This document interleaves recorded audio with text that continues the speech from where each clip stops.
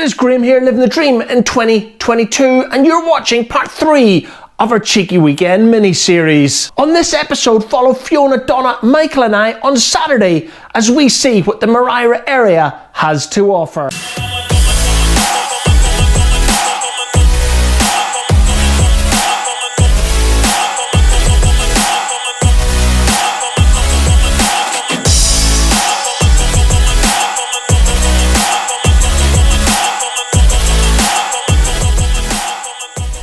Before we get into Saturday, let's have a look at our Airbnb. And just like all of the Airbnbs that Fiona has booked both here in Europe and across the pond in the United States, this Airbnb was absolutely fantastic. From what I know, Moraira only has 2 hotels, and one of them was closed for the off-season. So Fiona found this Airbnb, which was bang right in the centre of Moraira town, only about 2 blocks from the beach. It was basically a very large studio apartment with a super king-size bed and a sitting area just in front of the well-appointed kitchen. The wet room was also home to a washing machine, toilet, wash hand basin and shower. In reality, guys, what else do you need for a cheeky weekend in Spain? Nick was our Airbnb superhost and he met us at our appointed time on Friday, which was yesterday and day 1. He provided us with a fob to get through the front lobby gate and then a key to the front door of the apartment. He also showed us the television, which was jam-packed full of English channels. However, Fiona and I had absolutely no plans to be watching any TV during our cheeky weekend. And this little remote control had one job and one job only, and that was to close and open the blinds.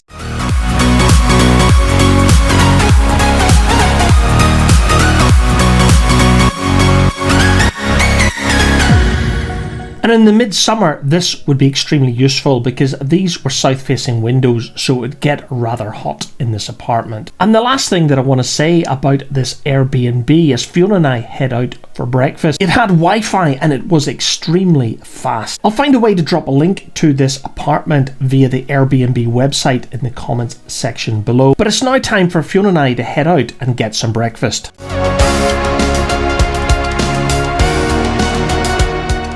And as we walk down the hallway towards the stairs, you will notice that the lights come on automatically. There are 2 lifts. Those are elevators to any Americans watching this video. However, Fiona and I didn't bother using them during our stay.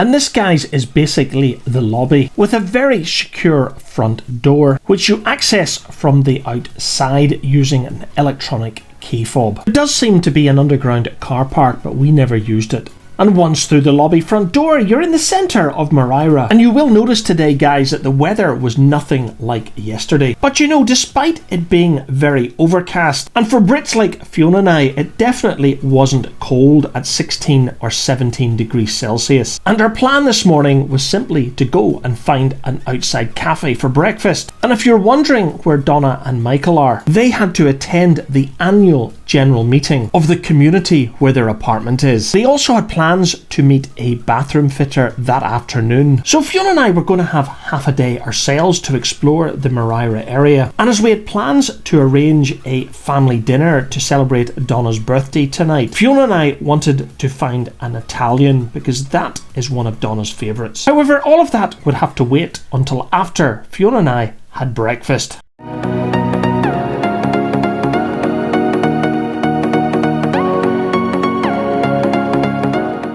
And as you can see, guys, there is no shortage of eating places in Moraira. However, because this is February and therefore the off-season, some of the bars and restaurants are closed and it is a lot quieter than it would be in July or August. Anyway, back to this morning, Fiona and I found a little English restaurant called The Castle where we could sit outside, have tea, coffee and a full English breakfast.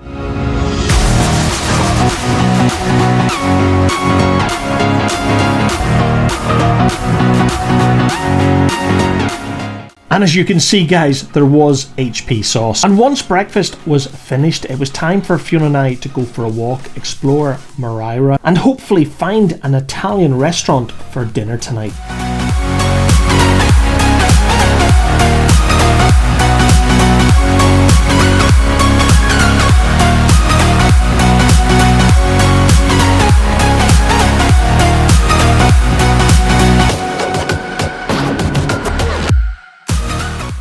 We did find an Italian restaurant. The menu looked absolutely incredible and it had lamb on it, which would be Donna's absolute favourite. Anyway, Fiona popped in and booked a table for 8:30 tonight, which meant we would now go and explore Moraira.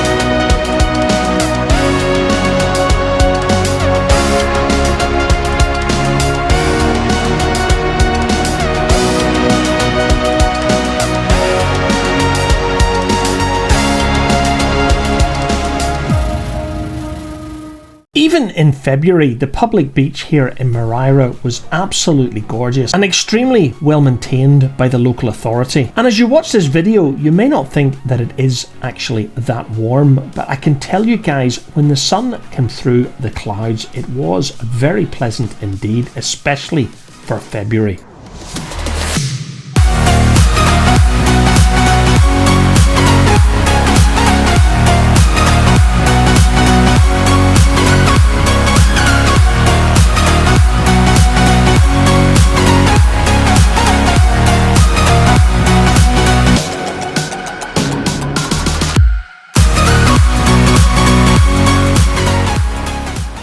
So as we passed the castle in Moraira, Fiona and I decided to walk back to El Portet, the gorgeous little cove that Donna and Michael took us to yesterday. However, this time we will be taking you with us here on YouTube. I've no idea how far it is, maybe a mile or a mile and a half. Anyway, who cares? It is such a gorgeous day. And when we got to El Portet, Fiona and I would be enjoying more beer and sangria. So there was plenty of incentive to walk off our breakfast.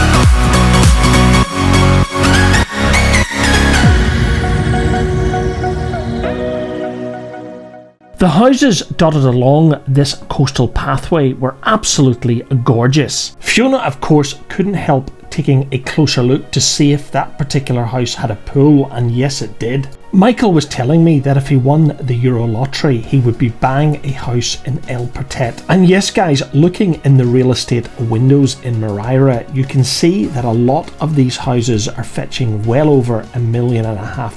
And credit where credit's due. I think that the local authority have done an absolutely fantastic job at creating this coastal pathway between Moraira and El Portet.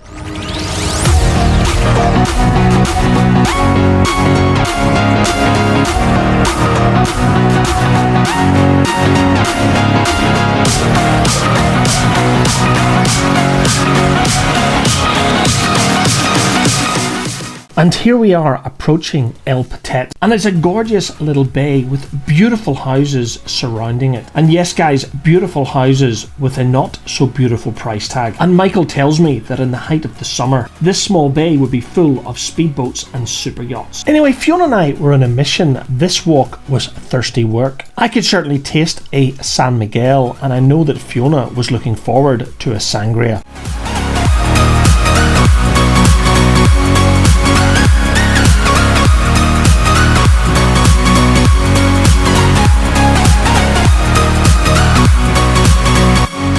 And down there is the beach bar that Fiona and I are heading for. So just a few more steps to go.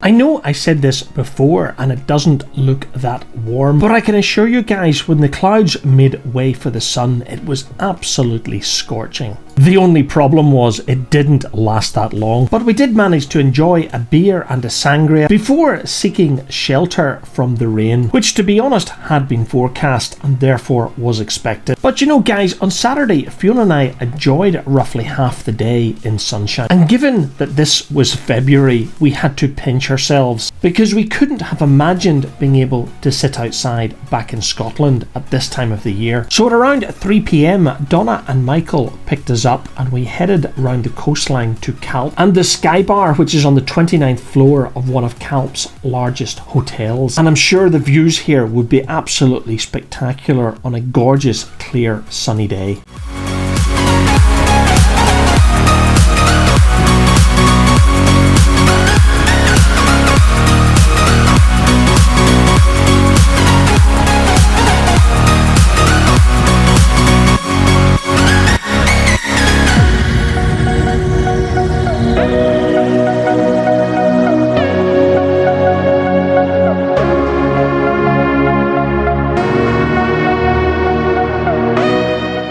And after the Sky Bar, we get back into the car to drive back to Moraira to get ready for Donna's birthday dinner tonight.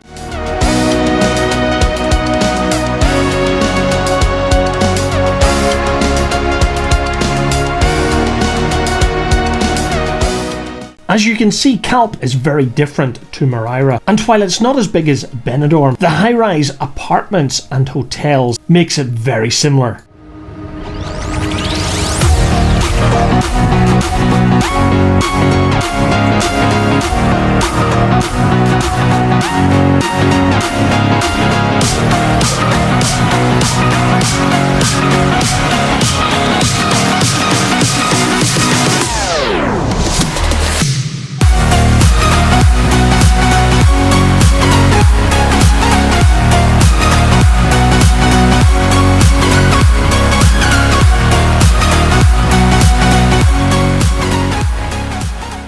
And as we arrived back in Moraira, we passed the Indian restaurant that we had dinner in last night, and this is the next point I wanted to make in the video. Eating out in this part of Spain was extremely reasonable, and I reckoned it was probably half the price of eating out back home in Scotland. Every meal we had, from breakfast, lunch or dinner, was absolutely superb. And as you can see, we've arrived back in Moraira, where Fiona and I would be going on the hunt for some cakes in a bid to celebrate Donna's special birthday ahead of our dinner this evening. And in my opinion, this dinner was going to be very personal, so I didn't take the camera with me. So back at our Airbnb with the cakes procured, it's time to bring Saturday and part 3 of our cheeky weekend to a close. So don't forget to hit the subscribe button and press the bell icon to be notified when our next video is published. Cheers! Happy birthday, Donna!